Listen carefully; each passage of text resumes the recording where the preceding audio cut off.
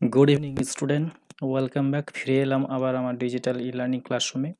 আজকে আমি তোমাদের সামনে যে বিষয়টি আলোচনা করব সেটা হচ্ছে মনোযোগ। মনোযোগ এর প্রথমে একটা আমি ক্লাস নিয়েছিলাম, সেখানে মনোযোগ এর বৈশিষ্ট্য, মনোযোগ কাকে বলে সে বিষয়ে তোমাদের ডিসকাস করেছিলাম। তো আজকে আমার আলোচ্য বিষয় হচ্ছে, যে টপিক রয়েছে, যে প্রশ্ন, সেটা হচ্ছে মনোযোগের যে নির্ধারকগুলি রয়েছে সেই নির্ধারকগুলো নিয়ে আজকে আমরা আলোচনা করব। তো কথা না বাড়িয়ে চলো প্রশ্নের দিকে যাওয়া যাক। মনোযোগের যে নির্ধারকগুলি রয়েছে সেগুলো আলোচনা করো। মনোযোগের বস্তুগত নির্ধারক ও ব্যক্তিগত নির্ধারকগুলো আলোচনা করো। এইভাবে প্রশ্নটা আসতে পারে, বা আরও প্রশ্ন আসতে পারে মনোযোগের বাহ্যিক বা অভ্যন্তরীণ নির্ধারকগুলি আলোচনা করো বা শর্তগুলি আলোচনা করো। বিভিন্নভাবে প্রশ্নটা আসতে পারে। এর সাথে হয়তো কিছু প্রশ্ন দিতে পারে মনোযোগ কাকে বলে সেটাও দিতে পারে। তার জন্য এই মনোযোগের নির্ধারকগুলি যদি আমরা আলোচনা করতে যাই, তো প্রথমে ফার্স্ট অফ অল আমাদের কিন্তু মনোযোগ সম্পর্কে একটু ভালো করে জেনে নিতে হবে। তো আমি আগের ভিডিওতে তোমাদের মনোযোগ সম্পর্কে আলোচনা করেছি, তবে জানি না তোমরা সেটা দেখেছো কি না, হ্যাঁ, বা কতটা সেটা বুঝতে পেরেছো। আবার আমি আজকে আবার ওই মনোযোগের নির্ধারক আলোচনা করার জন্য আবার ওই মনোযোগ সম্পর্কে আমরা জানবো। তো আমি আমার যে মেন টপিক রয়েছে, before I will discuss about my topic, we must know about the meaning and concept of attention, or মনোযোগ। তো চলো এই মনোযোগের নির্ধারক জানার আগে আমরা আগে মনোযোগ সম্পর্কে আবার একটু জেনে নিই। মনোযোগ, মনোযোগ কি? যারা হয়তো আগে পড়েছো বা জেনেছো, আবার তোমরা একটু ভালো করে দেখে নাও। প্রতিদিন চলার পথে আমরা অনেক কিছু শিখি, শুনি, কিন্তু তার সব কিছু প্রতি আমরা একসাথে নজর দেই না। কেন দেই না? কারণ একই সময়ে আমরা একাধিক বিষয়ে মনোযোগ দিতে পারি না। সেই জন্য মনোযোগ দেওয়ার সময় প্রথমে মনোযোগের ক্ষেত্র থেকে কেবল একটি বিষয়কে নির্দিষ্ট করে নেওয়া হয়, তারপর আমরা সেই বিষয়ের প্রতি মনোযোগ দিই। সাধারণত কথা বলা যায়, মনোযোগ হলো কোনো কিছুর প্রতি গভীরভাবে লক্ষ্য করা। যেমন একজন ব্যক্তি কোনো উপন্যাস পড়তে পড়তে কেঁদেই ফেলল। বলতো এটা কেন হলো? এর কারণ ওই ব্যক্তি উপন্যাসের সাথে সাথে নিজেকে একান্ত করে ফেলেছিল। সেই উপন্যাসের এতটাই মনোযোগ দিয়েছিল যে কিছুক্ষণের জন্য হলেও সে ওই পরিবেশে ডুবে গেছিল। মনোযোগ একটি নির্বাচনধর্মী মানসিক প্রক্রিয়া। আমরা একটি বিষয়ে একই সাথে অনেকক্ষণ মনোযোগ ধরে রাখতে পারি না। এটা সর্বদা পরিবর্তনশীল। কোনো বিশেষ সময়ে আমরা বিশেষ বস্তুর প্রতি মনোযোগী হয়ে উঠি।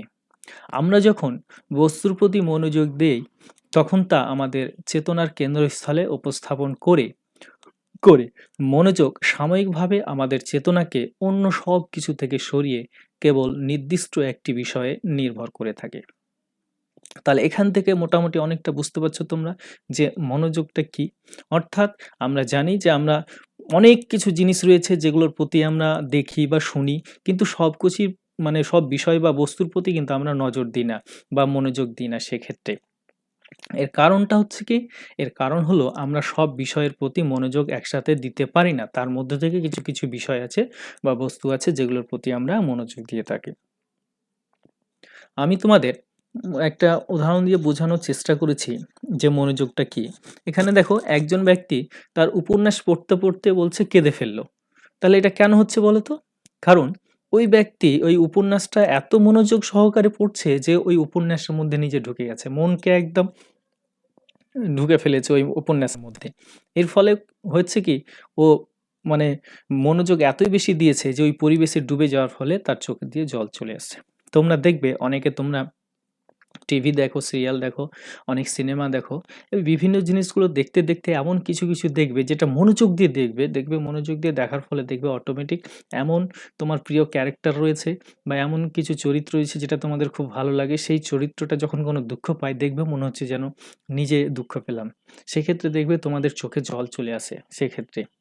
তো এইরকম জিনিসটা কেন হয়? অর্থাৎ এইরকম হবে তখনই যখন আমরা কোনো কাজের প্রতি বা কোনো জিনিসের প্রতি পুরোপুরি মনোযোগটা দেব, তখনই আমাদের এইরকম পরিস্থিতিটা তৈরি হয় সেক্ষেত্রে।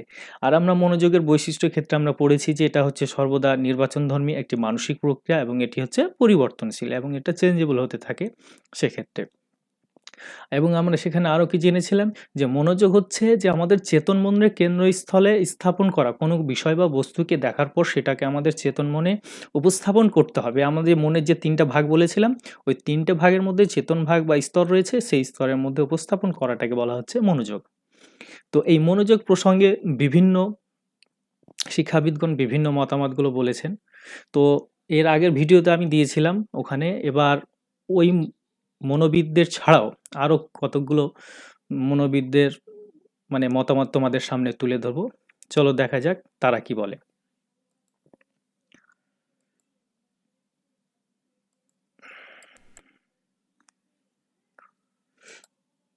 বিভিন্ন মনোবিদদের মতামতের ক্ষেত্রে প্রথমে মনোবৈজ্ঞানিক টিচেনার কি বলেছেন? টিচেনার বলেছেন, চেতনার যে পর্যায়ে আমরা বস্তু সম্পর্কে সম্পূর্ণ জ্ঞান লাভ করে থাকি তাই হলো মনোযোগ। মনোবিজ্ঞানী টিচেনার কি বলেছেন? চেতনার যে পর্যায়ে, অর্থাৎ চেতনার যে পর্যায়ে মানে ওই যে মনের ৩টে ভাগ বলেছি, চেতন যে স্তরটা রয়েছে সেই স্তরে আমরা যখন কোনো বস্তু সম্পর্কে সম্পূর্ণ জ্ঞান লাভ করি, পরিপূর্ণ জ্ঞান লাভ করে থাকি, তখন আমরা সেটাকে বলে থাকি মনোযোগ। সেক্ষেত্রে তাছাড়া নাইট কি বলেছেন? নাইট বলেছেন যে মনোযোগ হলো চেতনার নির্বাচনধর্মী ক্রিয়া বা প্রক্রিয়া। অর্থাৎ মনোযোগটা হচ্ছে চেতনার নির্বাচন। ওই যে আমাদের চেতন স্তর রয়েছে, ওই চেতন স্থলে আমি কোন বিষয় বা বস্তুকে নির্বাচন করব, কোন বিষয় বা বস্তুগুলোকে আমি দেখব বা মনোযোগ দেব, সেই বিষয় নির্বাচন করার যে প্রক্রিয়াটা রয়েছে সেটাকে বলা হচ্ছে মনোযোগ। এটা কে বলেছে? নাইট। তাছাড়া ম্যাকডুগাল এবং স্টাউট তারা এই সংজ্ঞাটা দিয়েছেন। ম্যাকডুগাল কি বলেছেন? ম্যাকডুগাল বলেছেন যে ব্যক্তি মানসিক সক্রিয়তায় কোনো কিছু জানার জন্য প্রয়োজন তাই হলো মনোযোগ। অর্থাৎ মনোযোগ হচ্ছে এমন একটি মানসিক সক্রিয়তা মানে কি? সক্রিয়তা মানে হচ্ছে নিজে কাজ করা, মানসিক মানে মনের দিক থেকে নিজে যখন কোনো কিছু জানতে চাইবে, জানার প্রয়োজন রয়েছে, তাই হলো মনোযোগ। অর্থাৎ আমার যে জিনিসটা নেই, আমার যে জিনিসটা জানা প্রয়োজন রয়েছে, যখন আমি মনের দিক থেকে আমি জানতে চাইবো, তখনই সেটাকে আমরা বলবো মনোযোগ। যার কাছে যে জিনিসটা থাকবে না সেটা হচ্ছে মনোযোগ। তো এখানে এই কোটেশনগুলো তুলে ধরলাম। তাছাড়া আগেও কিছু কোটেশন দিয়েছি। তাছাড়া বিভিন্ন বইতে তোমরা বিভিন্ন কোটেশন পাবে। যে যার পছন্দ মতো তোমরা কোটেশনগুলো করে রাখবে। তাহলে আমরা অনেকটা এখানে ক্লিয়ার হলাম। তাছাড়া এবার উপরিউক্ত যে আলোচনাগুলো আছে সেগুলো থেকে আমরা তাহলে কি বলতে পারি? তাহলে এগুলো থেকে আমরা বলতে পারি যে মনোযোগের ৩টি উপাদান রয়েছে। যেমন বাছাই করা, গভীর দৃষ্টি এবং একটি মানসিক ক্রিয়া। মনোযোগ প্রদানের জন্য বস্তু বা ঘটনায় বাছাই করতে হয়। একসাথে সব কিছুর উপর আমাদের মনোযোগ নিবদ্ধ হয় না বা আমরা তা করতে পারি না। তারপরে আমরা মনোযোগের এর জন্য বাছাই করা বস্তু বা ঘটনার উপর গভীর দৃষ্টি দেই, যাতে আমাদের বোধগম্য হয়। এই দৃষ্টিদানের সাথে সাথে আসে মানসিক ক্রিয়া। আমাদের চেতনায় ওই বস্তু বা ঘটনা সম্পর্কে একটা সম্পূর্ণ বোধ জন্মায়। সুতরাং এই উপাদানের ভিত্তিতে মনোযোগ হলো এমন একটি ক্রিয়া যা আমাদের চেতনাকে কোনো বস্তু বা ঘটনার প্রতি নিবদ্ধ করে থাকে। তাহলে এই যে আলোচনাগুলো আমরা করলাম, এই আলোচনাগুলোর পরিপ্রেক্ষিতে আমরা বলতে পারি যে মনোযোগটার জন্য ৩টে উপাদানের প্রয়োজন হচ্ছে। সেটা হচ্ছে ১ নম্বর হচ্ছে বিষয় বা বস্তু যেটা রয়েছে সেটা বাছাই করতে হবে। ২ নাম্বার গভীর দৃষ্টিভঙ্গি দিতে হবে থাকবে এবং হচ্ছে ৩ নম্বর হচ্ছে মানসিক ক্রিয়া বা প্রক্রিয়া। এই ৩টে জিনিস খুব ইম্পর্টেন্ট রয়েছে। অর্থাৎ মনোযোগ প্রদানের জন্য প্রথমত হচ্ছে যে বস্তু বা যে ঘটনাগুলো রয়েছে আমি কোনগুলোর প্রতি মনোযোগ দেব, সেই বস্তুগুলোকে আমাকে প্রথমে ফার্স্ট অফ অল আমাকে বাছাই করে নিতে হবে। আমি এই জিনিসগুলোর প্রতি মনোযোগ দেব। তারপরে হচ্ছে ওই বিষয়গুলিকে একসাথে বা সব কিছুর উপরে কিন্তু আমরা মনোযোগ দিতে পারি না বা সেটা কিন্তু আমাদের পক্ষে সম্ভব নয়। এবার ওই বস্তুগুলো বাছাই করা বস্তুগুলো করার পর কি করব? সেটাকে গভীরভাবে আমরা গভীর দৃষ্টিতে আমরা সেই জিনিসগুলোকে মনোযোগ দিয়ে থাকি। আমরা সেটা বোধগম্য বুঝার চেষ্টা করে থাকি গভীরভাবে। এবার ওই দৃষ্টিদানের সাথে সাথে তখন আমাদের মানসিক যে ক্রিয়া রয়েছে সেটা আসে এবং সেটা চেতনার ওই বস্তু বা ঘটনা সম্পর্কে একটা সম্পূর্ণ বোধ তখন আমাদের মনের মধ্যে জন্মায়। অর্থাৎ মনোযোগ তৈরি হতে গেলে এই ৩টে জিনিসের আমাদের খুব প্রয়োজন। অর্থাৎ প্রথমে বিষয়বস্তুগুলোকে বাছাই করতে হবে, তারপর সেগুলোকে কি করতে হবে? গভীর দৃষ্টিভঙ্গির সঙ্গে সেগুলোকে আমাকে বোঝার চেষ্টা করতে হবে, এবং ৩ নম্বর সেটা হচ্ছে আমাদের মানসিক প্রক্রিয়ার মধ্যে সেটা উপস্থাপন করতে হবে। তাহলেই বিষয়বস্তুটা আমাদের কাছে পুরোপুরি ক্লিয়ার হবে সেক্ষেত্রে। তো যাক গে মনোযোগ সম্পর্কে তাহলে এগুলো আমরা ক্লিয়ার হলাম অনেকটা। এরপরে আমরা চলে যাই মনোযোগের যে নির্ধারকগুলি। আজকের যে মেন টপিক রয়েছে মনোযোগের যে নির্ধারক সে বিষয়ে যাব। তো মনোযোগের নির্ধারক আলোচনা করার পূর্বে কি বলছে, মনোযোগের নির্ধারক হচ্ছে কি, যে আমরা জানি যে মনোযোগ হচ্ছে ব্যক্তির ঐচ্ছিক ব্যাপার, অর্থাৎ ইচ্ছামূলক মানসিক প্রক্রিয়া। মনোযোগ নির্ভর করে কতগুলো বিশেষ পরিস্থিতির উপর। কোনো বস্তু বিষয়ে মনোযোগ স্থাপনের ক্ষেত্রে কতগুলো শর্ত বা নির্ধারক বিশেষ ভূমিকা পালন করে থাকে। এই শর্তগুলি হলো প্রধানত দুই প্রকার। ১ নম্বর বলছে মনোযোগের বস্তুগত নির্ধারক বা শর্ত, ২ নম্বর বলছে মনোযোগের ব্যক্তিগত নির্ধারক বা শর্ত। তো মনোযোগের নির্ধারকটা কি? মনোযোগের নির্ধারক হলো ওই যে আমরা মনোযোগের সংজ্ঞাটা পেলাম, অর্থাৎ মনোযোগ হচ্ছে কি করা, যে বিভিন্ন বিষয় বা বস্তু দেখার পর সেটা আমাদের মনের কেন্দ্রস্থলে উপস্থাপন করা বা নির্বাচন করার যে প্রক্রিয়া, সেটাকে আমরা বলে থাকি মনোযোগ। আর মনোযোগের নির্ধারক হলো যে বিভিন্ন বিষয় বা বস্তুগুলোকে নির্বাচন করার জন্য আমি কেন বিষয় বা বস্তুগুলো নির্বাচন করব, কোন পদ্ধতিতে নিয়োগ করব, সেটা দুটো কারণ। সেটা দুটো কারণ বা শর্ত রয়েছে, অর্থাৎ যেই পদ্ধতি বা যে নির্ধারকের দ্বারা আমরা মনোযোগের বিষয়বস্তুগুলোকে নির্ধারণ বা নির্বাচন করে থাকি তাকে বলা হয় নির্ধারক। মনোযোগের যে বিষয়বস্তু বা ঘটনাগুলোকে আমরা যে নির্বাচন বা নির্ধারণ করে থাকি সেটাকে বলা হয় নির্ধারক, মনোযোগের নির্ধারক। তো মনোযোগের এই যে নির্ধারকগুলি রয়েছে, মনোযোগের নির্ধারকগুলোকে দুটো ভাগে ভাগ করা হচ্ছে। একটা বলছে মনোযোগের ব্যক্তিগত বস্তুগত নির্ধারক বা শর্ত, যেটাকে বলা হয় বাহ্যিক নির্ধারক বা শর্ত। আরেকটা হচ্ছে মনোযোগের ব্যক্তিগত নির্ধারক বা অভ্যন্তরীণ শর্ত বা নির্ধারক বলা হয়। এই দুটো রয়েছে। আমরা প্রত্যেকটা বিষয় বা বস্তুর প্রতি মনোযোগ আকর্ষণ করার পিছনে এই দুটো নির্ধারকের মধ্যে কোনো না কোনো একটা কারণ রয়েছে। তো চলো ডিটেলসে আমরা এই বিষয়গুলি আলোচনা করি, তাহলে তোমাদের কাছে বিষয়টা আরো ক্লিয়ার হয়ে যাবে। তো প্রথমত আলোচনা করব মনোযোগের যে বস্তুগত নির্ধারক বা বাহ্যিক যে নির্ধারক বা শর্তগুলি রয়েছে সে বিষয়ে। তো মনোযোগের বস্তুগত নির্ধারক কি? মনোযোগের বস্তুগত নির্ধারক হচ্ছে, অর্থাৎ আমরা বাইরে থেকে যে সমস্ত দেখে, বাহ্যিক মানে কি, বাইরে থেকে যখন কোনো কিছু দেখার পর, শোনার পর, অনুভব করার পর যখন কোনো বিষয় বা বস্তুর প্রতি আমরা মনোযোগ দিয়ে থাকি, অর্থাৎ এখানে ব্যক্তি নিরপেক্ষ, এখানে ব্যক্তির কোনো ফ্যাক্টর না। অর্থাৎ এমন কিছু চোখের সামনে ঘটলো, এমন কোনো শব্দ আসলো, এমন কোনো জিনিস ঘটলো যেটার প্রতি না চাইলেও আমাদের মনোযোগ চলে যায়। এই সমস্ত মানে বস্তুর পরিপ্রেক্ষিতে আমাদের মনোযোগটা চলে যায়, এগুলোকে বলা হয় বস্তুগত নির্ধারক। চলো দেখি কি বলছে বস্তুগত নির্ধারক। বলছে মনোযোগের বস্তুগত শর্তগুলিকে ব্যক্তি নিরপেক্ষ বা বাহ্যিক বা বস্তুগত শর্ত বলা যেতে পারে।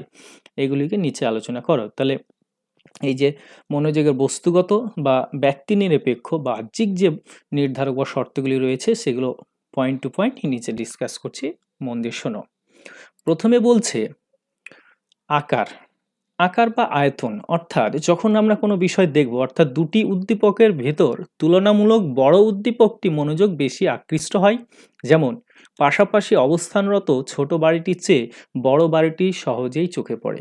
তোমরা দেখেছো, অর্থাৎ আকারে বা আয়তনে যখন যে বিষয়টি বড়, যে জিনিসটি বেশি বড়, সেই জিনিসটার প্রতি অতি সহজে আমাদের মনোযোগ চলে যায় সেই দিকে, অর্থাৎ সেই জিনিসের প্রতি আমরা তাকাই। আমি এখানে একটা বাড়ির তুলনা দিয়েছি, তোমরা সেটা দেখবে বিভিন্ন ক্ষেত্রে, যে কোনো জিনিসের ক্ষেত্রে দেখবে সবসময় আমাদের যে বড় জিনিসটা থাকে আকারে, যে বড় জিনিসটা সেটার প্রতি আমাদের আকর্ষণ বা মনোযোগটা চলে যায়। সেক্ষেত্রে রাস্তা দিয়ে যাবে দেখবে, সেক্ষেত্রে কি হয়, রাস্তা দিয়ে যাবে দেখবে একটা মানে বাইক চলছে, তারপরে একটা বড় গাড়ি বাস যাচ্ছে, দেখবে বাসটার দিকেই আমাদের মনোযোগটা বেশি যায়। সেক্ষেত্রে আবার দেখবে রাস্তা দিয়ে মানে বাসটা যাচ্ছে, তারপর পাশে দেখবে একটা ট্রেন যাচ্ছে, দেখবে অটোমেটিক আমাদের ট্রেনের দিকে নজর চলে যাবে, মনোযোগ চলে যাবে। অর্থাৎ আকারে যে জিনিসটা বড় হয়ে থাকে অবস্থানগত আকারের দিক থেকে তুলনামূলক, সেই জিনিসটার প্রতি আমাদের অটোমেটিক মনোযোগটা বেড়ে যায় সেক্ষেত্রে।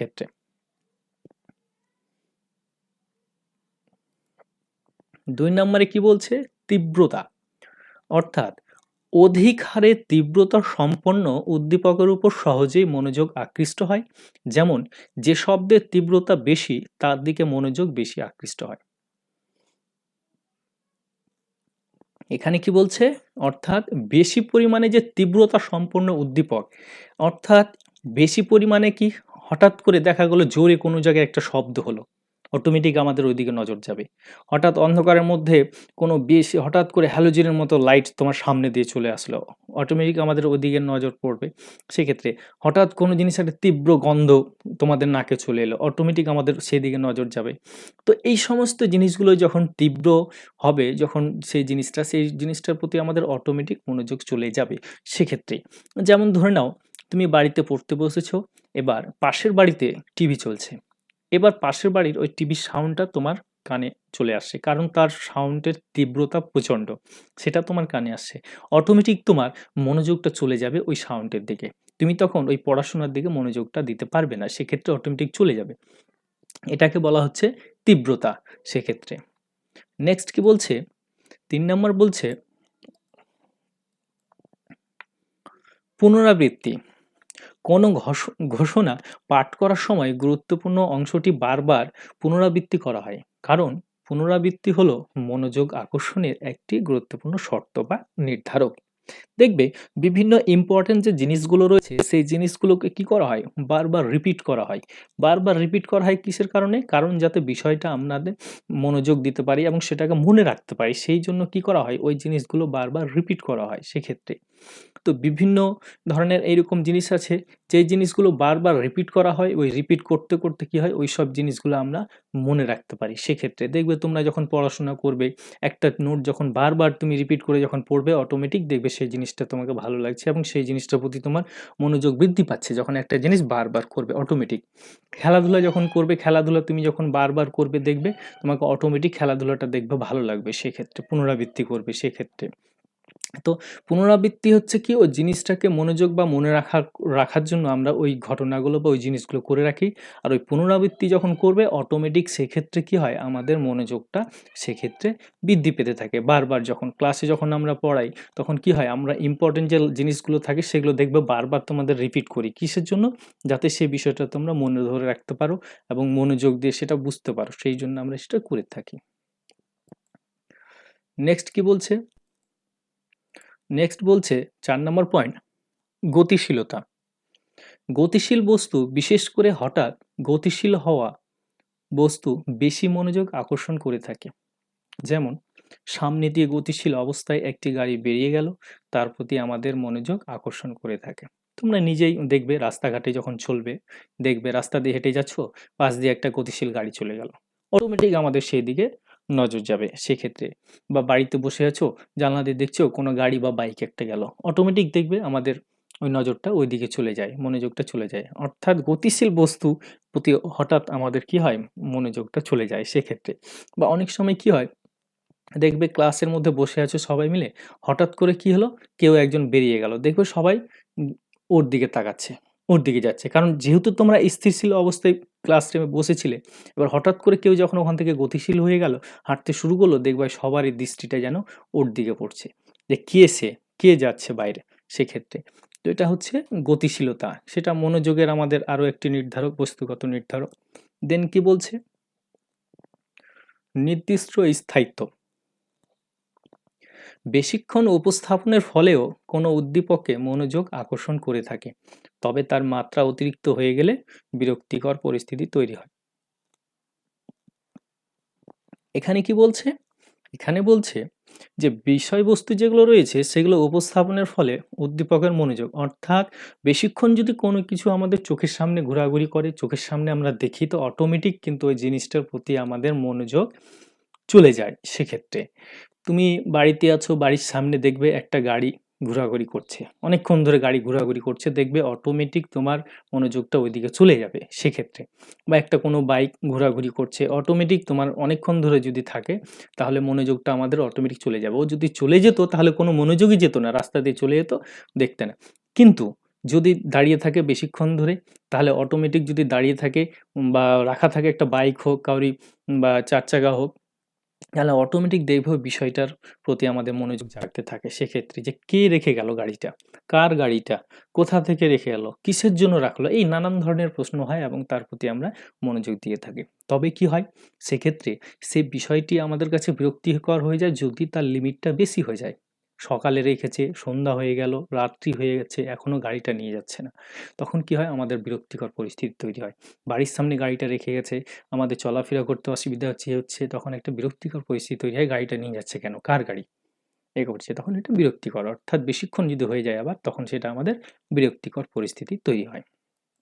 6 নম্বরে কি বলছে, বৈপরীত্য, অর্থাৎ অভ্যস্ত হয়ে যাওয়া কোনো উদ্দীপকের ঠিক বিপরীত বৈশিষ্ট্য সম্পন্ন উদ্দীপক উপস্থাপন করলে তার সাথে সাথে ব্যক্তির মনোযোগ কেড়ে নেয়। যেমন সাদা পোশাক পরা একদল ছাত্রের মধ্যে রঙিন পোশাক পরা কারো উপস্থিতি মনোযোগ কেড়ে নেয়। অবশ্যই তোমাদের স্কুল ইউনিফর্ম রয়েছে, সেখানে দেখবে তার মধ্য থেকে হঠাৎ করে দেখা গেল কেউ একদম একদম আম, লাল আর একটু হচ্ছে একদম হলুদ জামা পরে চলে এসছে। তাহলে কি হবে, অটোমেটিক দেখবে আলাদা, সবাই স্কুল ড্রেস পরেছে, ও ওই ড্রেসটা পরেছে, দেখবে অটোমেটিক তার দিকে নজর চলে যাবে।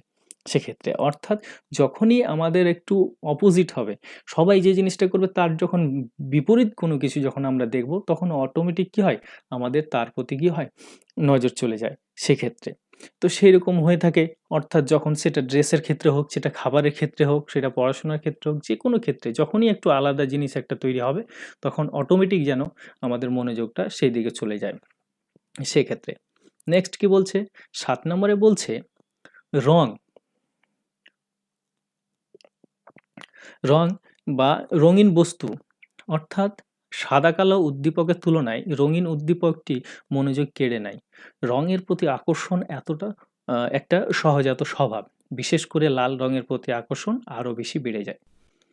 এই পয়েন্টটা বোঝানোর জন্য আমি দেখো একটা জিনিস করে রেখেছি। আমার যে পয়েন্টগুলো রয়েছে, দেখো পয়েন্টগুলো আমি কালার করে রেখেছি। এই যে কালার পয়েন্টগুলো করেছি, এর কারণটা কি, যাতে তোমাদের মনোযোগ আকর্ষণটা বেশি হয়। অর্থাৎ এই যে পয়েন্টগুলো রয়েছে, পয়েন্টগুলোর প্রতি যাতে তোমাদের দৃষ্টি বেশি যায় এবং এই জিনিসগুলো যাতে ভালো করে তোমরা মনোযোগ দিতে পারো, তার জন্য করেছি। এটা হচ্ছে এই রং বা রঙিন রঙিন বস্তুর প্রতি। যে কোনো কালার দেখবে, এই যে লেখাগুলো রয়েছে, এই লেখাগুলো চেয়ে দেখবে, এই লেখাগুলো আগে আমাদের চোখে পড়ে পড়ে না, এই লেখাগুলোর প্রতি আমরা বেশি আকর্ষণ বা মনোযোগ দিয়ে থাকি। তো এইরকম যে কোনো ক্ষেত্রে সাদা ড্রেস সবাই পরে আছে, হঠাৎ করে কেউ একটা লাল শার্ট পরে চলে আসলো, দেখবে সবাই মিলে ওই লাল শার্ট যে পরে এসছে তার দিকে তাকাবে। সেক্ষেত্রে হঠাৎ করে হয়তো জুতো, সবাই হয়তো কালো জুতো পরে আছে, হঠাৎ করে কেউ হয়তো রঙিন জুতো পরে চলে এসছে, দেখবে সবাই ওর দিকে তাকাবে। সেক্ষেত্রে অর্থাৎ এই কালার যে জিনিসগুলো আছে, এই কালার জিনিসগুলো যখন আমরা দেখব, তখন অটোমেটিক কী হয়, কারণ আমরা কি হয়, আমাদের এটা একটা মানে আকর্ষণ, মানে এই কালারের প্রতি বা রঙের প্রতি এটা আকর্ষণ, এটা আমরা জন্মগতভাবেই থাকি। আমরা সবাই আমরা কালার পছন্দ করে থাকি, সবারই এক একজন ফেভারিট এক একটা কালার হয়ে থাকে এক একজনের।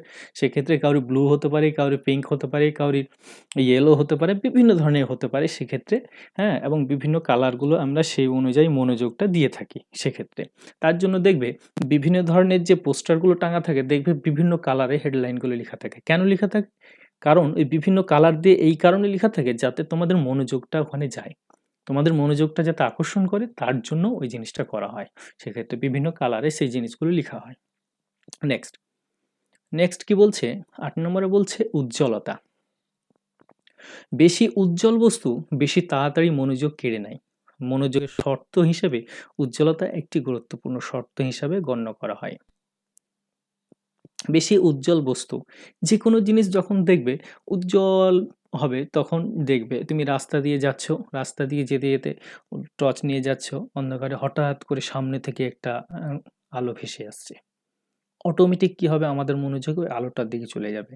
সেই আলোটা কিসের, কিসে আসছে, কোন গাড়ি আসছে, কিসের জন্য আসছে, করছে নানান প্রশ্ন সেটা হয়ে থাকে। তারপরে যখন দেখবে রাত্রে তোমার রাস্তাঘাটে যখন অন্ধকারে হয়ে যাবে, কারেন্ট চলে গেছো, বাইরে রাস্তাতে বেরিয়েছো, তার মধ্যে থেকে দেখবে সাদা যদি কোনো বাড়ি থাকে, দেখবে সাদা বাড়িতে ওই চাঁদের আলো যখন পড়ে, তখন অটোমেটিক সেটা ফুটে আসে লাইট, মানে কি যেন ওখানে সাদা ফুটে আছে, দূর থেকে বোঝা যায়, তখন বাড়িটার দিকে সে অটোমেটিক আমাদের নজরটা চলে যায়। সেক্ষেত্রে তো এইরকম উজ্জ্বল বস্তু বিভিন্ন ধরনের খুব তাড়াতাড়ি আমাদের মনোযোগটা কেড়ে নেয় বিভিন্নভাবে সেক্ষেত্রে। তারপরে নেক্সট কি বলছে, 9 নম্বরে বলছে সামঞ্জস্যহীনতা। সংস্কৃতি রুচির সাথে সামঞ্জস্য নয় এমন বস্তু আমাদের মনোযোগ আকর্ষণ করে, যেমন ফেরিওয়ালাদের খাপছাড়া পোশাক। অবশ্যই সংস্কৃতি আমাদের রয়েছে, প্রত্যেকটা পোশাক পরিচ্ছদ, খাওয়া দাওয়া, প্রত্যেকটা রুচিসম্মত, প্রত্যেকটা সবকিছু আমরা আমাদের সংস্কৃতি মেনে, সংস্কৃতি অনুযায়ী করে থাকি। তার মধ্যে থেকে যখনই আমরা সংস্কৃতিকে উপেক্ষা করে যার থেকে যখন আলাদা কোনো কিছু আমরা দেখি করতে, তখন অটোমেটিক কি হয়ে যায়, আমাদের সেই মনোযোগটা বা দৃষ্টিটা চলে যায় সেদিকে। সেক্ষেত্রে হঠাৎ করে বিয়ে বাড়ির অনুষ্ঠানে যখন সবাই এক ধরনের পোশাক পরে আসবে, তার মধ্য থেকে হুট করে একজন হয়তো অন্য ধরনের পোশাক পরে যখন আসবে, দেখবে অটোমেটিক সবারই নজর তোমার দিকে। সেক্ষেত্রে কারণ যেই জায়গাখানে যে পোশাকগুলো পরতে হবে সেই পোশাকটা যদি আমরা না ঠিকঠাক না পরি, দেখবে অটোমেটিক আমাদের নজর সেই দিকে চলে আসে, সবারই নজরে তখন আমরা পড়ে যাই।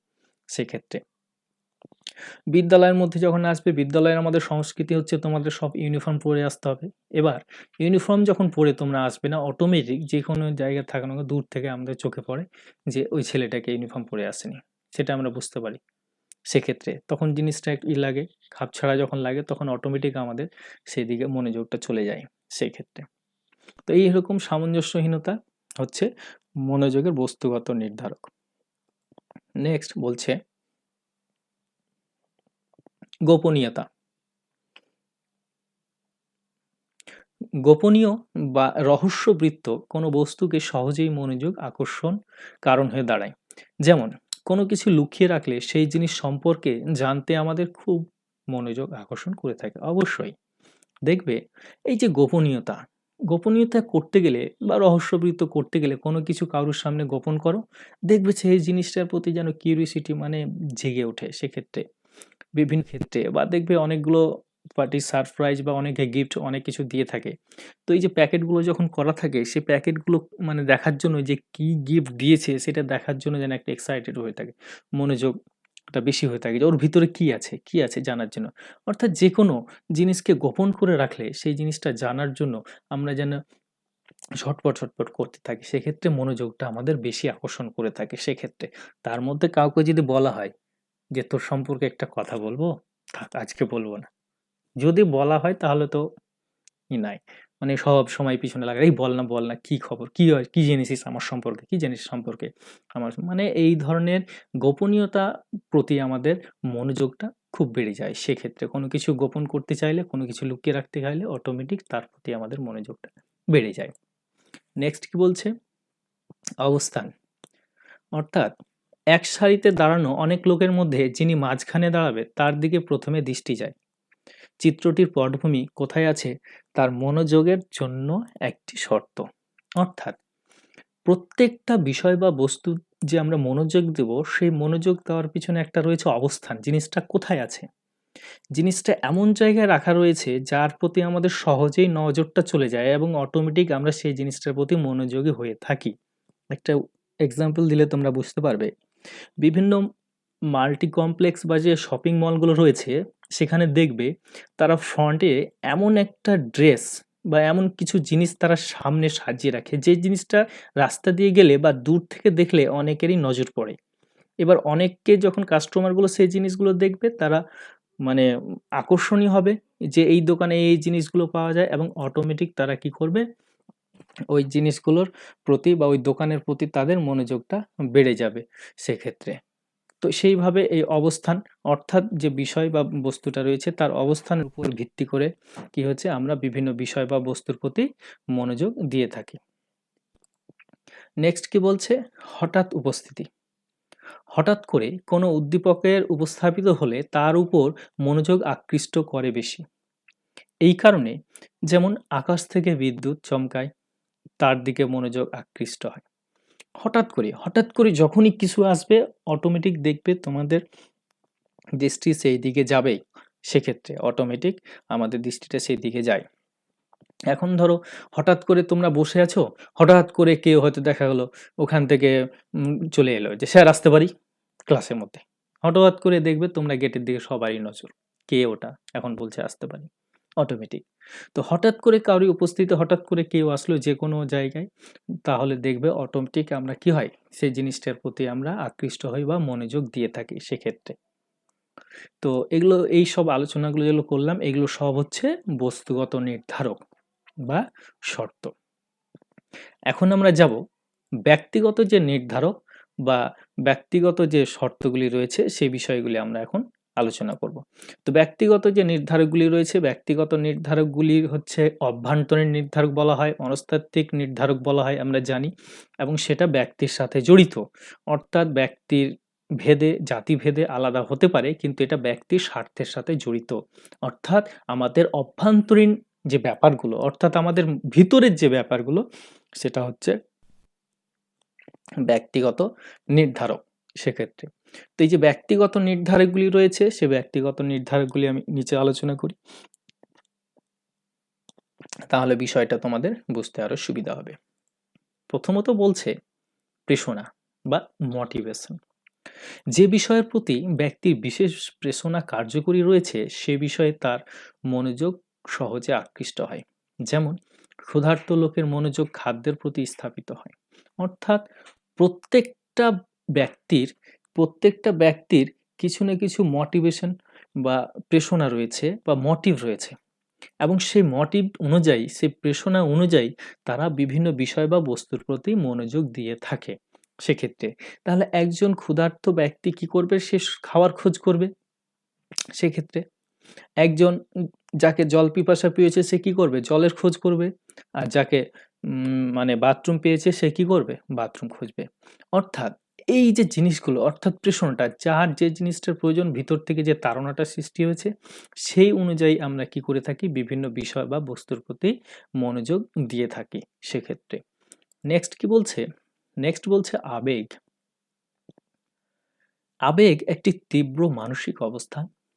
আবেগপ্রবণ অবস্থায় ব্যক্তির মনোযোগ আবেগীয় বিষয়ের প্রতি স্থাপিত হয়।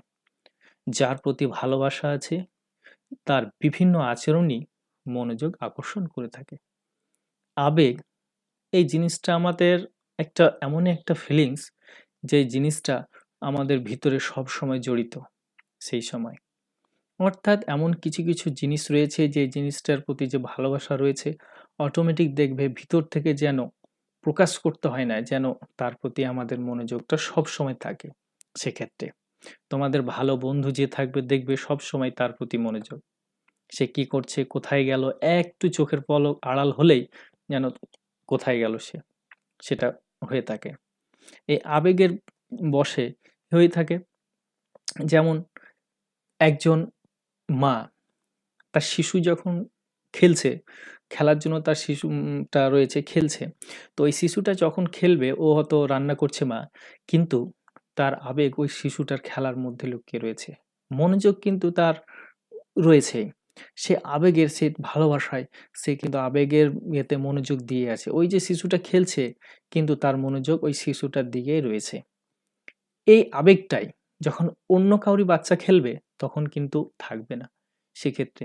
কারণ এই আবেগটা তখনই জন্মায় যখন আমরা কারোর প্রতি ভালোবাসা থাকে আমাদের, তখনই তার প্রতি এই আবেগ বা এই ফিলিংসটা আমাদের তৈরি হয়, তখনই আমরা তার প্রতি এই মনোযোগটা দিয়ে থাকি সেক্ষেত্রে। অভ্যাস ও শিক্ষা। শিক্ষণের দ্বারা সৃষ্ট যে অভ্যাস মনোযোগ আকর্ষণে সাহায্য করে।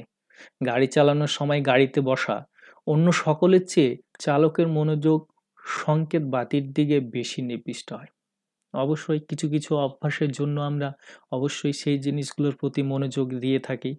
যেমন এখানে আমি একটা এক্সাম্পল তুলে ধরেছি, যে যখন আমরা গাড়ি চালাই, হয়তো কেউ গাড়ি চালাচ্ছে, ড্রাইভার পিছনে আমরা বসে আছি, সেক্ষেত্রে আমরা কিন্তু যদিও আমরা মনোযোগ না দিলেও ওই ড্রাইভার ঠিক মনোযোগ দেবে ওই ট্রাফিক লাইন, ট্রাফিক সিগন্যালের নজর কিন্তু ওর যাবে, কারণ সেটা তার অভ্যাস হয়ে গেছে। গাড়ি চালাতে গেলে আমাকে ট্রাফিক আইন মেনে চলতে হবে, তার নিয়মকানুন করতে হবে, সে অটোমেটিক ওই জায়গায় এসে মনোযোগ দেবে। কিন্তু আমাদের সেটা সবসময় থাকে না, আমরা সেটা ভুলে যাই, কিন্তু সে ড্রাইভার সেই জিনিসটা ভুলে না। সেক্ষেত্রে আরও কতকগুলো অভ্যাস রয়েছে। অনেকের দেখবে অভ্যাস রয়েছে সকালে ঘুম থেকে উঠেই পেপার পড়ার অভ্যাস রয়েছে, দেখবে অটোমেটিক ওই দিন পেপারের প্রতি সে মনোযোগ, একদিন যদি পেপার না আসে তাহলে ওর দিনটাই হয়তো খারাপ চলে যাবে। অনেকের অভ্যেস রয়েছে সকালে ঘুম থেকে উঠে চা খাবে, ও যদি সকালে ঘুম থেকে উঠে চা না খায় তাহলে ওর দিনটা হয়তো খারাপ হয়ে যাবে। তো এইরকম অভ্যাসগুলো আমাদের রয়েছে, অনেকেরই, প্রত্যেকেরই অভ্যাস রয়েছে। হ্যাঁ, এই অভ্যাসগুলোর পরিপ্রেক্ষিতে আমরা বিভিন্ন বিষয় বা বস্তুগুলোর প্রতি মনোযোগ দিয়ে থাকি। নেক্সট কি বলছে? নেক্সট বলছে আগ্রহ বা ইন্টারেস্ট। কবিতা প্রেমিকরা কবিতার দিকে মনোযোগ দেয়, কারণ এতে তাদের আগ্রহ থাকে। যারা খেলা ভালোবাসে তারা খেলার খবর সংবাদপত্রে খোঁজে, কারণ তারা খেলার প্রতি আগ্রহী। অর্থাৎ যে যে বিষয়ে আগ্রহী সেই বিষয়ের প্রতি মনোযোগ দেবে। বাড়িতে যখন কি হয়, টিভিতে বিভিন্ন ধরনের কতগুলো চ্যানেল রয়েছে, কিন্তু প্রত্যেকে আমরা একই চ্যানেল দেখি না। কারণ আমরা এক একজন এক একটা বিষয়ের প্রতি আগ্রহী। এই পরিপ্রেক্ষিতে কি করি, আমরা এক একজন এক একটা টিভি চ্যানেল দেখে থাকি। কেউ হয়তো স্টার জালসা, কেউ জি বাংলা, কেউ হয়তো নিউজ চ্যানেল দেখে থাকি, কেউ হয়তো খবর, কেউ হয়তো খেলার চ্যানেল দেখে থাকি বিভিন্ন। হ্যাঁ, কেউ হয়তো মিউজিক চ্যানেল দেখে রাখি, কেউ হয়তো বিভিন্ন ধরনের হয়তো রান্নাঘর, বিভিন্ন ধরনের, কেউ হয়তো বিউটি পার্লার, বিভিন্ন মেকআপ, মানে এক একজনের কোয়ালিটি এক এক ধরনের। এবার ওই চ্যানেলগুলোর মধ্যে এক একজনের আগ্রহ আমাদের এক এক রকম। আর ওই চ্যানেলের ক্ষেত্রে আমরা কি করি, তখন ওই এক একজন এক একটা জিনিস আমরা দেখে থাকি। পেপারের ক্ষেত্রেও সেম। পেপারের ক্ষেত্রে আমরা যে পড়ি সবাই কিন্তু একই জিনিস পড়ে না। কেউ হয়তো যারা রাজনীতি করে তারা দেখবে রাজনীতির খবরগুলো বেশি খুঁজবে, যারা খেলাধুলা পছন্দ করে তারা দেখবে খেলাধুলার খবরগুলোই প্রথমে পেজ উল্টে সেই খবরগুলো পড়বে যেগুলোর প্রতি আগ্রহী রয়েছে। হুম, যারা হয়তো বিভিন্ন চাকরি বাকরি ইন্টারভিউগুলো খুঁজছে, চেষ্টা করছে, তারা দেখবে ওই জিনিসগুলো খুঁজবে কোথায় হয়তো কোনো ইন্টারভিউ বা চাকরির কোনো কল আছে নাকি। সেক্ষেত্রে যারা আবার সিনেমা প্রেমী, যারা সিনেমা পছন্দ করে তারা আবার ওই নায়ক নায়িকার যে ইয়েগুলো আছে সেগুলো দেখবে। বিভিন্নজন বিভিন্নভাবে এভাবে আগ্রহী হয়ে থাকে এবং সেই অনুযায়ী তারা মনোযোগ দিয়ে থাকে। নেক্সট কি বলছে, 5 নম্বরে বলছে মনোভাব। যাকে আমরা ভালোবাসি তার উপর যেমন সহজে আমরা মনোযোগ আকৃষ্ট হই, তেমনি যাকে আবার ঘৃণা করি তার উপর আমরা মনোযোগ আকৃষ্ট হই। মনোযোগ আকর্ষণের এই দুটি প্রান্তই এখানে কিন্তু ধনাত্মক, আর আরেকটি হচ্ছে ঋণাত্মক, দুটো। অর্থাৎ এই মনোভাবকেই আমরা মনে মনে একটা জিনিস ভাবতে থাকি এবং মনোযোগ দিতে থাকি। কার কথা ভাবতে থাকি? যাকে আমি ভালোবাসি তার কথা। আরেকজনের কথা কাকে ভাবি? যাকে আমি ঘৃণা করি তার কথা। এই ভালোবাসতে গেলে এবং ঘৃণা করতে গেলে দুটো ক্ষেত্রেই আমাদেরকে মনোযোগ দিতে হবে। অর্থাৎ আমি যদি একজন মানুষকে ভালোবাসি, তার ক্ষেত্রেও আমাকে মনকে যুক্ত করতে হবে তাকে ভালোবাসার জন্য। একজন মানুষকে আমি ঘৃণা করব, তাহলে তাকেও আমাকে ওই মনকে যুক্ত করতে হবে, মন থেকে তাকে ঘৃণা করতে হবে, মনে মনে সেটা বলতে হবে। অর্থাৎ ভালোবাসার ক্ষেত্রে বা ঘৃণা করার ক্ষেত্রে দুটো ক্ষেত্রে কিন্তু আমাকে তাকে মনে করতে হবে। সেই জন্য বলা হচ্ছে একটা হচ্ছে ধনাত্মক, একটা ঋণাত্মক, দুটো দিক রয়েছে যার প্রতি হচ্ছে আমরা মনোভাব বা মনোযোগ দিয়ে থাকি। তা মনোযোগের আরো একটি ব্যক্তিগত নির্ধার করছে মনোভাব। সেক্ষেত্রে রাস্তা দিয়ে যাবে যখন ওই কাছের মানুষটি, ভালো মানুষটি যাবে, তার প্রতি যখন নজর দেব, তার প্রতি যখন আমাদের মনোযোগ যাবে, সেরকম রাস্তা দিয়ে যাবে যখন আমার শত্রুটা, আমার যে মানে থাকবে, যাকে আমি ঘৃণা করি তার দিকেও আমি নজর দেব, তাকে ঘৃণা করার জন্য, তবু আমার মনোযোগটা সেদিকে যাবে। সেক্ষেত্রে এইভাবে আমরা মনোযোগ দিয়ে থাকি। নেক্সট বলছে সহজাত প্রবৃত্তি। মনোযোগের ব্যাপারটা অনেকটা সহজাত প্রবৃত্তির দ্বারা নির্ধারিত বা নিয়ন্ত্রিত। যেমন গর্ভ অবস্থায় মায়ের দৃষ্টি শিশুদের দিকে আকৃষ্ট হয়, হাঁসের বাচ্চার দৃষ্টি পানির প্রতি নিবিষ্ট হয়, ইত্যাদি উদাহরণগুলো তুলে ধরেছি। সহজাত প্রবৃত্তি অর্থাৎ জন্মগত ভাবে যেই প্রবৃত্তি বা যে ক্ষমতাগুলো নিয়ে আমরা জন্মেছিলাম, যে পারফেকশনগুলো নিয়ে জন্মেছিলাম সেটার কথা বলছে। অর্থাৎ এখানে আমি দুটো উদাহরণ দিয়েছি, যে একজন মায়ের দৃষ্টি যাবে সবসময় তার শিশুটার প্রতি, তার শিশুটা কেমন আছে, কি করলে ভালো হবে, কি করলে কি হবে, সবসময় তার দিকে মনোযোগটা থাকে সেক্ষেত্রে। আর হাঁসের বাচ্চার দৃষ্টি থাকে পানির দিকে, যে কখন আমি পানির প্রতি নিবিষ্ট, আমি কখন আমি পানিতে নেমে সাঁতার কাটতে পারবো, পানিতে নামবো সেক্ষেত্রে। তো এই সহজাত প্রবৃত্তিটা হচ্ছে অনেকটা কি, অর্থাৎ জিনগতভাবে আমরা প্রত্যেককে মা বাবার কাছ থেকে বেশিরভাগ ক্ষেত্রে আমাদের ওই প্রবৃত্তিটা থাকে। মা বাবা যেরকম হয় বেশিরভাগ ছেলে মেয়ে সেরকমই হয়ে থাকে। একজন ক্রিকেটারের ছেলে বা দেখবে, সেক্ষেত্রে কি হবে, ক্রিকেটারের ছেলে ওই ক্রিকেটকে পছন্দ করবে। ছোট থেকে তার মধ্যে সেই পারফেকশন থাকে এবং সেই অনুযায়ী সে বল ব্যাট এইসব জিনিস নিয়ে খেলাধুলা পছন্দ করবে। সেক্ষেত্রে একজন ফিল্ম স্টারের ছেলে কি করবে, সেক্ষেত্রে সে ফিল্ম স্টার ওই জগৎগুলো তাকে ভালো লাগবে, সেই জিনিসগুলোর প্রতি আকৃষ্ট হবে, সেই জিনিসগুলো তাকে যেন ভালো লাগছে। সেক্ষেত্রে একজন সিঙ্গারের ছেলে বা মেয়ে দেখবে, সে ছোট থেকে দেখবে ওই গানের প্রতি যেন আসক্তি বেশি, মনোযোগ বেশি। সেক্ষেত্রে একজন ড্যান্সারের ছেলে বা মেয়ে সেক্ষেত্রে কি করবে, ওই নাচ গানের প্রবৃত্তিটা তার মধ্যে বেশি থাকে। তো এইরকম সহজাত প্রবৃত্তিগুলো রয়েছে, এই সহজাত প্রবৃত্তিগুলোর ফলে কি হয়, আমরা বিভিন্ন বিষয় বা বস্তুর প্রতি মনোযোগ দিয়ে থাকি। নেক্সট কি বলছে, কামনা। যা আমরা করি মনোযোগে, যেসব বিষয়ের উপর কেন্দ্রীভূত হয়, যেসব লোক চাকরি খোঁজে তাদের মনোযোগ নিয়োগ বিজ্ঞপ্তির দিকে বেশি আবদ্ধ থাকে। এটা প্রয়োজনীয় সাথে সম্পর্কিত। কামনা বাসনা অর্থাৎ প্রত্যেকের মনের মধ্যে যে চাহিদাটা রয়েছে, অর্থাৎ যার যার যে জিনিসটার প্রয়োজন রয়েছে সেই জিনিসটার প্রতি তার মনোযোগ যাবে। অর্থাৎ একজন ছেলে যদি চাকরি না থাকে তাহলে অবশ্যই সে চাকরির দিকে ইন্টারভিউ যাবে, চাকরির বিজ্ঞপ্তি কোথায় আছে। সেক্ষেত্রে কারোর কাছে যদি মোবাইল না থাকে অবশ্যই কি করবে, সে মোবাইলগুলো দেখার চেষ্টা করবে যে কখন আমার এই মোবাইলটা হলে ভালো হয়, ওই মোবাইলটা নেব, আমি এই মোবাইলটা নেব, অটোমেটিক তার সেই দিকে যাবে। তার কামনা বাসনা একটা থাকে যে আমিও যখন এক সময় আসবে আমি এই মোবাইলটা কিনবো, এই মোবাইলটা নেব। কার কাছে বাইক নিয়ে সেও হয়তো কামনা করবে, বাসনা করবে যে আমিও একটা বাইক হবে, আমারও এরকম বাইক নেব, আমি ওইরকম বাইক নেব, এই করব। বাড়ি নেই, কেউ বাড়ির আশা করবে আমি এইরকম বাড়ি করব, আমি ওইরকম বাড়ি করব। সেক্ষেত্রে একটা কামনা থাকে, প্রত্যেকের মধ্যে সেই কামনা থাকে এবং সেই কামনা অনুযায়ী আমরা বিভিন্ন বিষয় বা বস্তুর প্রতি মনোযোগ দিয়ে থাকি। সেটা সম্পূর্ণ আমাদের ইচ্ছের ব্যাপার যে কামনাটা কার কীরকম রয়েছে, সেই প্রয়োজন অনুযায়ী আমরা বিভিন্ন বিষয় বা বস্তুর প্রতি মনোযোগ দিয়ে থাকি। নেক্সট কি বলছে, মূল্যবোধ অর্থাৎ ভ্যালু। যার যার কাছে যার ভ্যালু অর্থাৎ পারিবারিক, সামাজিক ও ধর্মীয় মূল্যবোধ মনোযোগ আকর্ষণে প্রভাব বিস্তার করে থাকে। যারা অধিক ধার্মিক তারা ধর্ম সংক্রান্ত বিষয়ে মনোযোগ বেশি আকর্ষিত হয়, যারা পারিবারিক তারা পরিবার সম্পর্কে বেশি আকর্ষিত হবে, যারা সামাজিক তারা সমাজ সম্পর্কে বেশি মনোযোগী এবং আকর্ষিত হবে। অর্থাৎ প্রত্যেকেরই মূল্যবোধ, অর্থাৎ যে যার প্রতি ভ্যালু রয়েছে সেই সেই জিনিসটার প্রতি বেশি মনোযোগ দেবে। সেক্ষেত্রে একজন সামাজিক সামাজিক সমাজসেবামূলক কাজে যারা নিয়োজিত রয়েছেন তারা সব সময় তার সমাজের কল্যাণ করবেন, সমাজের দিকে মনোযোগ দেবেন তারা। একজন ধার্মিক ব্যক্তি যে রয়েছেন সেই সময় তার ধর্মর প্রতি মনোযোগ দেবেন, কি করলে তার ধর্ম রক্ষা করা যায়, কি করলে তার ধর্ম ভালো করে প্রচার করা যায়, সেই বিষয়গুলো তিনি সবসময় মনোযোগ দিয়ে থাকবেন। সেক্ষেত্রে একজন পারিবারিক ব্যক্তি সে তার পরিবারের কি করে উন্নয়ন করা যায়, পরিবারে কি করে ভালো করা যায়, তিনি পরিবার সম্পর্কে সবসময় ভাবতে থাকবেন এবং সেই বিষয়ের প্রতি মনোযোগ দিতে থাকবেন। অর্থাৎ প্রত্যেকেরই মূল্যবোধ যেখানে রয়েছে, যার যার যেরকম রয়েছে সেই অনুযায়ী আমরা কি করব, বিভিন্ন বিষয় বা বস্তুগুলোর প্রতি মনোযোগ দিয়ে থাকব। নেক্সট কি বলছে, নেক্সট বলছে অবসাদ। মনোযোগের ক্ষেত্রে শারীরিক বা মানসিক অবসাদ একটি বড় বাধা। এই শর্তটি ঋণাত্মক শর্ত হিসাবে কাজ করে, যা উপরোক্ত শর্তগুলি থেকে উল্টো ধরনের।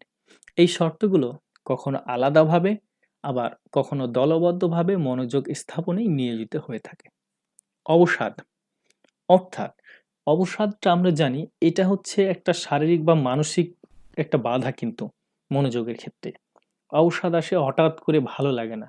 হঠাৎ করে ক্লাস চলছে, হঠাৎ করে একজন ছেলে বা মেয়ে অসুস্থ হয়ে গেল, দেখবে অটোমেটিক জিনিসটা যদিও একটু খারাপ, ঋণাত্মক ব্যাপার, তবুও দেখবে সবারই মনোযোগটা চলে যায় ওই দিকে, ওই ছেলে বা মেয়েটার দিকে। অটোমেটিক অবসাদগ্রস্ত কেউ হলেই তারই প্রতি আমাদের মনোযোগটা চলে যায়। সেক্ষেত্রে সবাই মাঠে তোমরা খেলাধুলা করছো, তার মধ্যে থেকে হঠাৎ করে কেউ একজন অসুস্থ ফিল করলো, একটু সে মাঠ থেকে উঠে গেল, দেখবে সবারই মনোযোগটা চলে যায় ওই প্লেয়ারের দিকে, যে উঠে গেল তার দিকে। অর্থাৎ মনোযোগটা সেক্ষেত্রে ওই দিকে আবদ্ধ থাকে, যদিও ব্যাপারটা ঋণাত্মক মনোযোগের ক্ষেত্রে, কিন্তু আমরা সে বিষয়ে মনোযোগটা দিয়ে থাকি। তো এইভাবে কি হয়, আমরা বিভিন্ন অবসাদগ্রস্ত বিভিন্ন কারণে আমরা বিভিন্ন বিষয় ব্যক্তির প্রতি আমরা মনোযোগ দিয়ে থাকি। তো আমার প্রিয় ছাত্রছাত্রীরা, এই যে মনোযোগের বস্তুগত বা ব্যক্তিগত নির্ধারকগুলো বা শর্তগুলো আলোচনা করলাম, এর আগে তোমাদের আমি নোট দিয়েছি, সেখানে সেই নোটে এই পয়েন্টগুলো সব সুন্দর করে লেখা আছে, দেওয়া আছে। শুধু খালি আমি ডিসকাস করার জন্য এটা আবার আমি তোমাদের দিলাম। তোমাদের মধ্য থেকে অনেকে তোমরা রিকোয়েস্ট করেছিলে যে স্যার সেটা একটু বুঝিয়ে দিলে ভিডিও করে, সেটা আমাদের সুবিধা হতো। তার জন্য আবার আমি এই ভিডিওটা তৈরি করলাম, হ্যাঁ, যাতে তোমাদের সেটা পয়েন্ট টু পয়েন্ট যাতে বুঝতে সুবিধা হয়।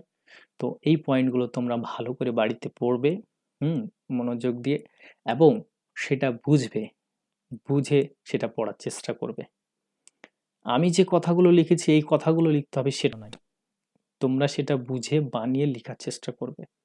এডুকেশনে একটা জিনিস কথা মনে রাখবে, বাস্তব। যে জিনিসগুলো বলছে বা যে জিনিসগুলো লেখা হচ্ছে সব হচ্ছে বাস্তব। বইয়ে যে জিনিসগুলো লেখা আছে সেগুলো একজন লিখেছেন, আমি যে কথাগুলো বলছি সেটা হয়েছে, অর্থাৎ এক একজনের মনের কথা। অর্থাৎ এডুকেশন হচ্ছে সাইকোলজি। সাইকোলজি মিনস হচ্ছে মনের বিজ্ঞান, আত্মার বিজ্ঞান, সোলস অফ সায়েন্স। অর্থাৎ মনের বিজ্ঞান বা আত্মার বিজ্ঞান। মনকে জানতে গেলে আমাদের এই এডুকেশন বা সাইকোলজি যেটা রয়েছে সেটাকে জানতে হবে। আর এটা যদি একবার আমরা জেনে নিই তাহলে দেখবে সব কিছু বিষয় আমাদের সহজ হয়ে যাবে সেক্ষেত্রে। ওই জন্য মনের কথা শুনো, মনোযোগ দাও, মনোযোগ দিয়ে যে কোনো কাজ করো না কেন, প্রত্যেকটা কাজের পিছনে মনোযোগ দেবে। এই মনোযোগ দিলেই আমাদের কি হবে, আমরা আমাদের গন্তব্যস্থলে পৌঁছাতে পারবো বা আমরা সফল হতে পারবো যে কোনো সেক্ষেত্রে। তো আজকের জন্য এতটুকুই। হুম পরে নেক্সট ক্লাসে আবার তোমাদের অন্য কোনো টপিক নিয়ে আবার ডিসকাস করব। আজকের জন্য এতটুকু। ধন্যবাদ।